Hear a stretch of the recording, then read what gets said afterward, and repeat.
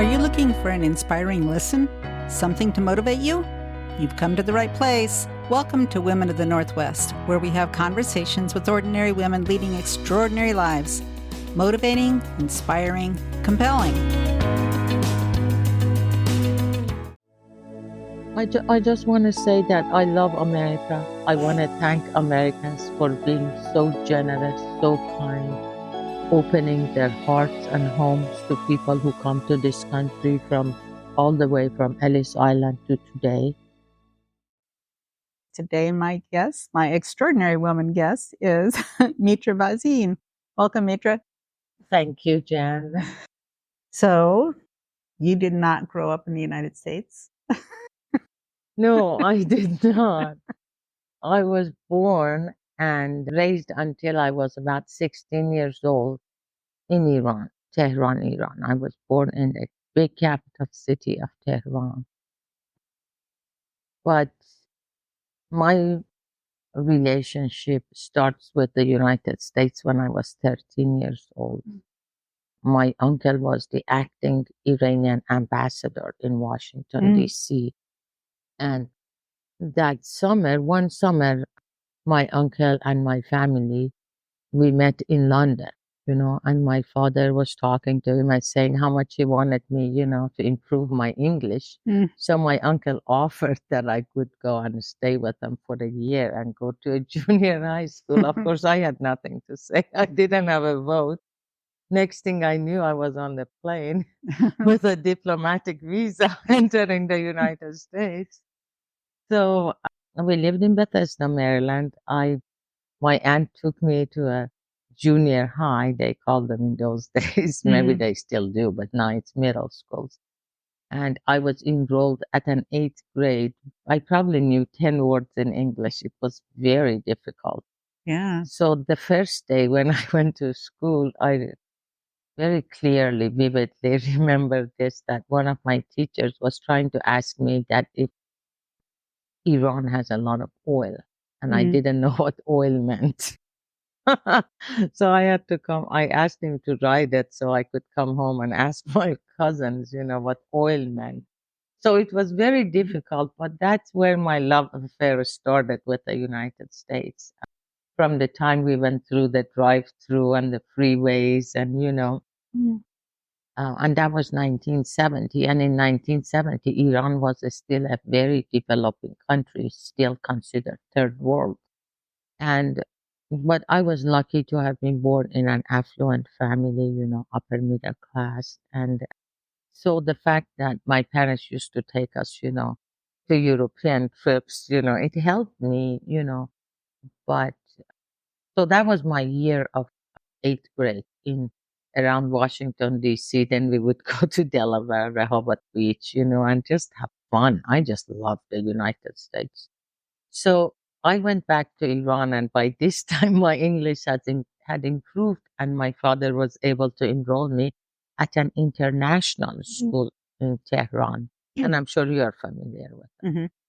And so the International School of Tehran at that time was for the children of ambassadors and diplomats and foreign business people who could not go, like to Persian schools because all of our subjects were in English.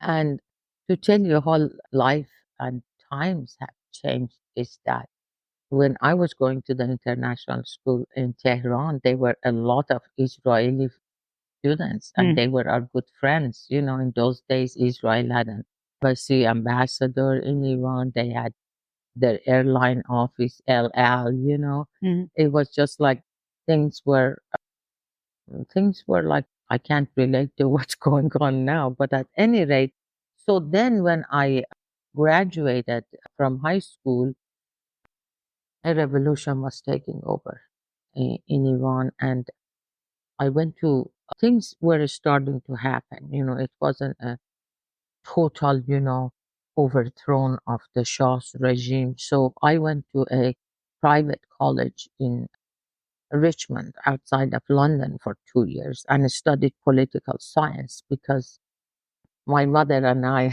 were in agreement that I needed to be an ambassador and work for the Foreign Service. Following I know. in your dad's footsteps. Yeah, my uncles, you know, I and felt you. my father was he was trained here in the 50s by the Interpol and police department.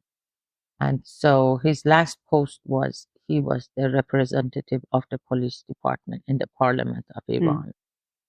But, you know, when you are a teenager, you don't have too many accords with your parents. But this was like, yes, I wanted to go to foreign service. So I was studying political science in London, and I could have gone, you know, and studied in Europe and gotten a bachelor's degree. But I had a good taste of the United States that I wanted to come back. So I told my parents that I wanted to go to the States and get my bachelor's degree. Well, then when I went to the University of Akron, Ohio, they were a group of university chancellors and vice presidents that they were the guest of the Shah of Iran, and I got to meet some of them. And because I hadn't made up my mind, you know, there was a revolution going on and whatnot, we really didn't know what we wanted to do. So I met the provost at the University of Akron, Ohio, and he said that he could enroll me at the university. So I got there end of September, early October, late for all my classes, you know. So what happened was I got incomplete in some of my classes. And in order for me, I went with a student visa. You know, I went to the US Embassy in Tehran and got a visa, a student visa. So what happened was I had to take 12 or 14 credits. I can't remember how many. But talked to a counselor and asked her, should I go on to study political science or should I study like journalism, mass media communication? And my counselor advised me that I would find more jobs with journalism, you know, in that major. And so I went into mass media communication and I didn't know what was I in for because it requires a good command of the English language. What year was that? It was 1979. Yeah, and then mass media consisted of not a lot of the internet. Then No, nothing. I was very lucky. Our university had a radio station, and all of my classmates were going there for internship or work-based learning or whatever, you know, practicum they call it. Yeah. And I was lucky enough to one of my journalism teachers, news writing, she was just so impressed that I was like really struggling, you know, to make those sentences, you know, and so she was the news director at the radio station outside of Cleveland, WDBN, and she got me a job, like an internship, to work from midnight till the morning. It was 4 credit hours. And then in the morning, I would go and take another 16 hours classes every week in the summertime. And the registrar And when did you told sleep? me I didn't. I was really just like a zombie because they had at that time they had taken the American hostages in Iran. And there was an executive order from President Carter to not renew our visa. So overnight, we became, as what they called them in those days, illegal alien. And we were paying out of school tuition. We were paying twice as much. It wasn't like now that anyone can go to school for free. So I had to take all these credits to finish. It was my last semester. And studying journalism was very difficult. Like I said, I had to like write everything. And like you mentioned, you know, it wasn't like Google. I could look up Google things. Translate. I had to look at every word in the dictionary and write it in my book and try to, but I was like tenacious and I'm going to do that. And I think it was the best thing I did is studying journalism, even though I didn't get a chance because every time I wanted to be on the air, they would, in those days, you had an accent, you couldn't get jobs. The best thing was when I became a CEO or, you know, I got jobs, I was very capable of writing memos. I was capable of helping managers who worked under me that no, you need to use an adverb here. You can't Mhm. send this out. We're sending this, to government officials. It's representing what we are doing. So studying journalism really gave me, just helped me being Yeah. able to write English well, speak English well, write English well. It gives you a little edge in life that will always help you. Even when I went on to get my master's degree, it helped, Oh, yeah. writing. Yes. Yeah. So that was good. So when we came here, then we had to stay here. So we went through deportation hearings, this and that, and finally, So at that point, you were living on your own, though. Your parents weren't with you, and yeah, my mother oh, was your here. mother was. My Yeah. father was in Iran hiding, and finally, I think in 1981, he was able to escape through Turkey and come to the American embassy and come out. They were very difficult times. Mhm. Our lives had changed. We were introduced to a very working class life that we didn't know, even though my parents had brought money from Iran. We had no survivals.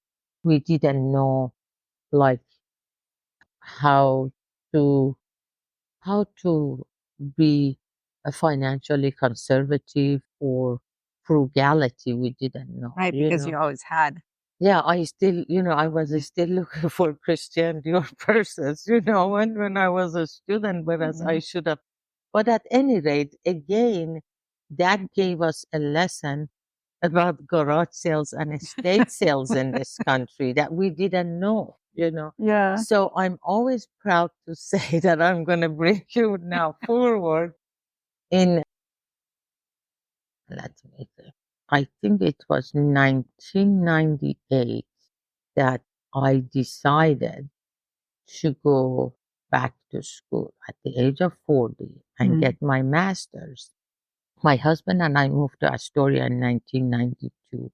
We opened a restaurant for a short time, and then I started teaching at the college, few classes like sociology, teachers education, English as second language. But then I just thought that I needed to go back and get my master's. But my honor and proud thing to say is that garage sales and estate sales paid for my master's. Really? Yes, because eBay had just started Oh. and I had no computer knowledge. I had never touched a computer. I contacted George Fox Huh. University in Newberg, Oregon, and it's a very nice school, Quaker school, very nice. I really enjoyed my time at George Fox. And so when they asked me if I had an email, I had no idea if it was sold at a shelf at Fred Meyer's or anything. I just said, No, but I can get one." So at the time, I think there was an internet. They had just started an internet service in Astoria for displaced fishermen. Oh. Yes, fishers. Yeah, at the Uh-huh. time. So it was 1998. So I went there and I spoke with the director, who was the husband of a friend and very helpful. And he said he could set me up with an email. And for someone who's never touched a computer, and I always thought at 40, who needs a computer? I'm too old. I don't need a computer. I'm not going to ever learn a computer. I Uh-huh. took Yes, you are. online classes. I was the very first few people that took a That's few exactly. online classes. Yeah. Of course, we had to go take many classes on Yeah. campus. So I had to go at 40, stay in the Yeah. dorms. I went through their teacher's education Uh-huh. program, Yeah. their master's degree. They had some classes at Klatskanai. They would send professors to Klatskanai. But this is my claim to fame that my master's degree was paid by garage sales and eBay. I think I sold $60,000 that year, which all went to George Fox. Oh my That's God. how much it cost to do a master's in 1998. And then you use that to teach your masters, or did you just No, I get got it it. and then you? I got it. It always gave me an edge when I applied for for other jobs because I was more credentialed. Mhm.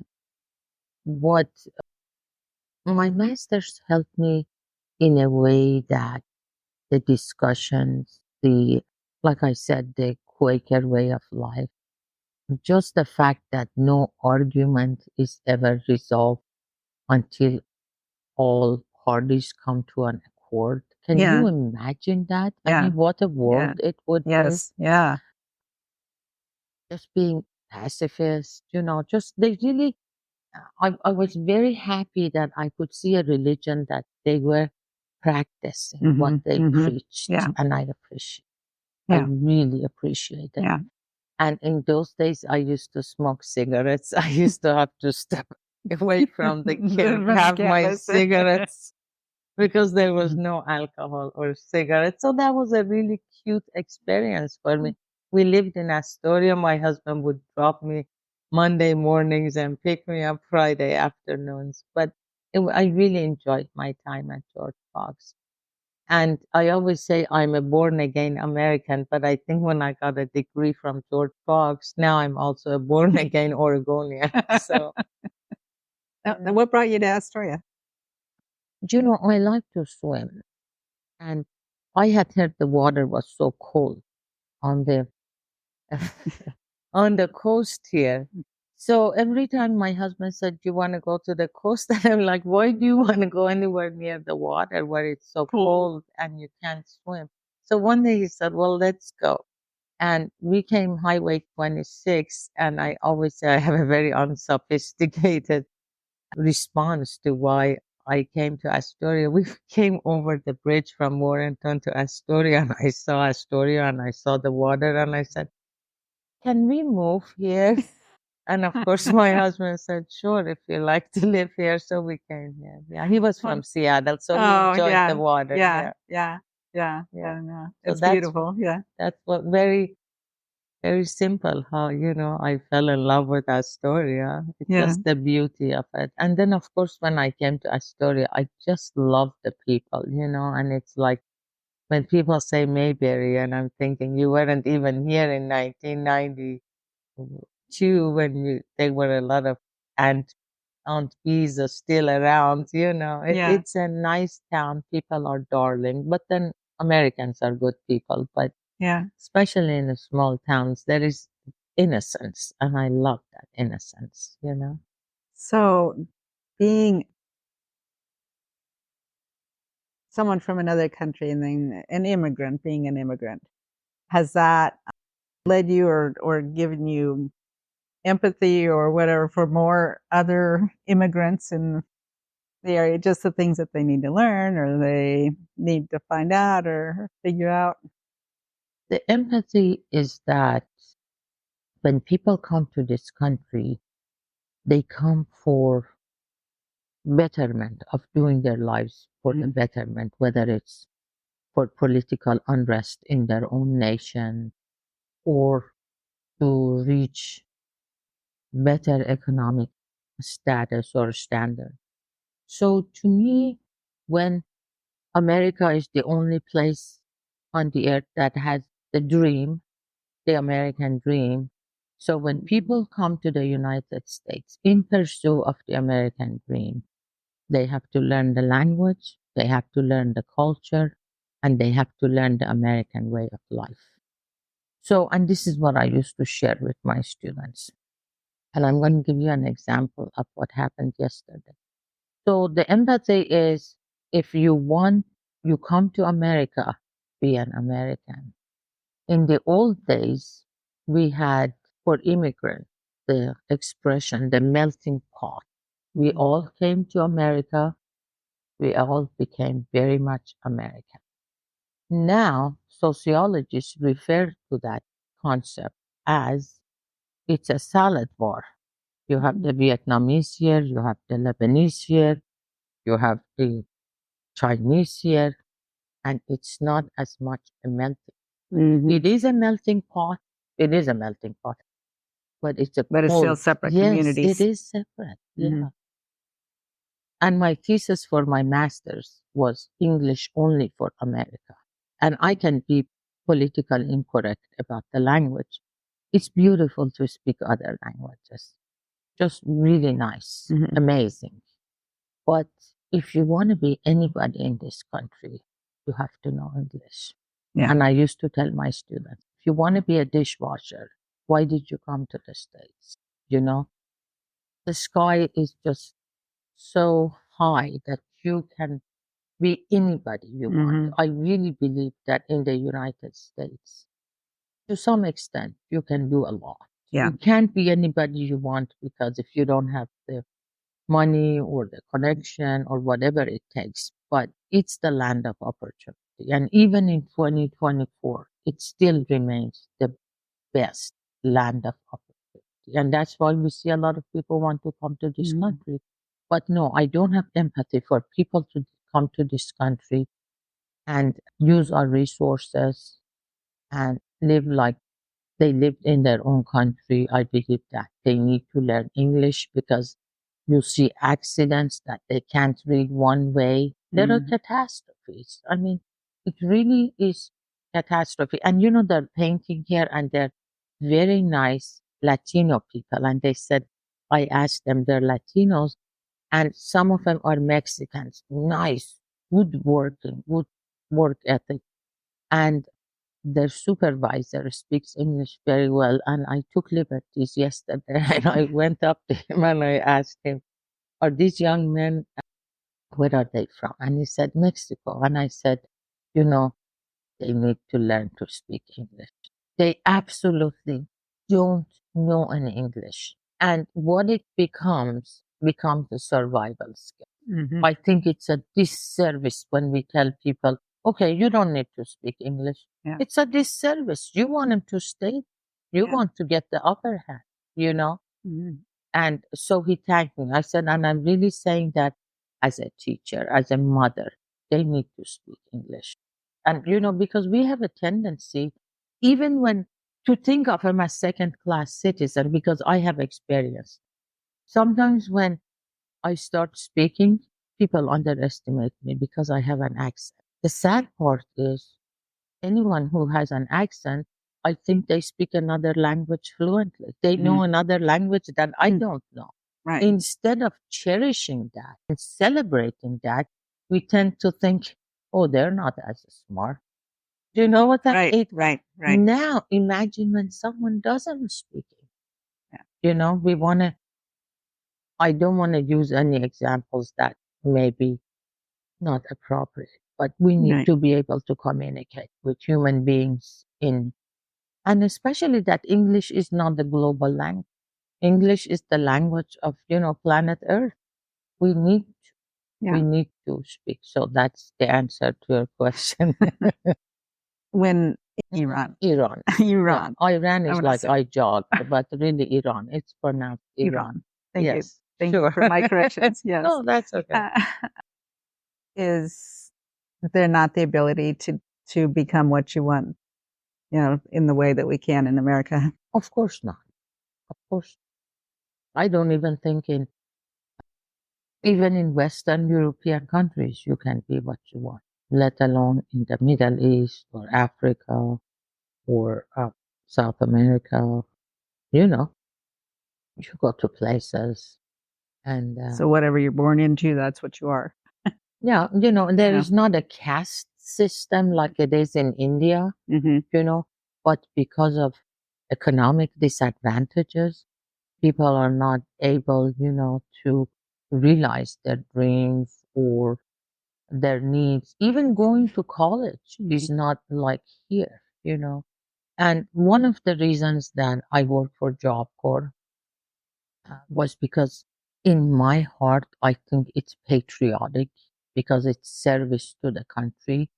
Because anytime we do betterment for our communities, we're contributing to less crime, less poverty, you know, we're fortifying the workforce. But for now, you know, I'm volunteering at the college. It's an honor, you know, it's an honor to keep the college doors open. It's not just an education hub, it's also an economic hub. It pays people's, you know, house payments. It's Right. it's an amazing place. It pays their car payment. sends their kids to college. And we need, again, they need to be more conservative fisc.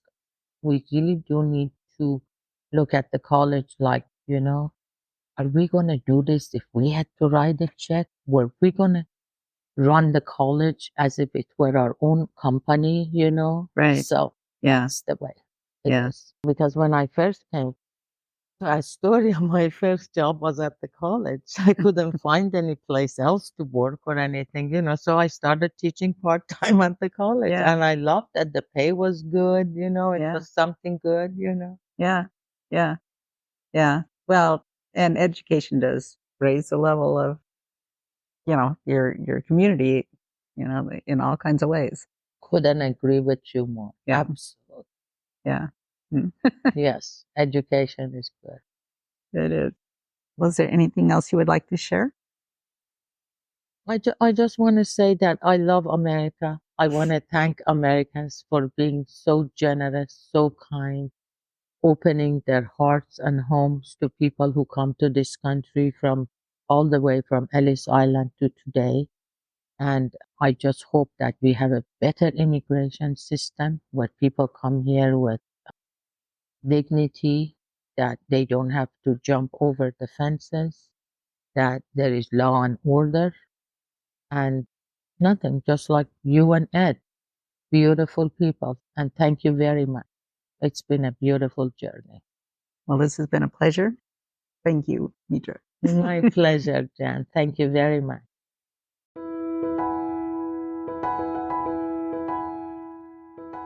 I think what I got most out of Mitra's episode here is just what a wonderful nation that we live in. We have so many opportunities here, and does it take some perseverance? Yes. Does it take looking for opportunities and trying to grab hold of those? Yes. Sometimes does it take someone to walk along beside you and to mentor you and to help you out? Indeed. Maybe we are the ones to be the mentor, or maybe we're the ones that are trying to look for something better. But I love my America. And I think it's just pretty neat to have a lot of diversity in our country. So I hope you enjoyed this episode. If you haven't had a chance yet or are interested in it, I have the other podcast called Just Talking About Jesus, where I interview people similar to what's here and just find out different parts about their lives, and it's very inspiring as well. So take a listen. I'll stick that link in the show notes as well. Thanks so much for being here, and we will see you next time.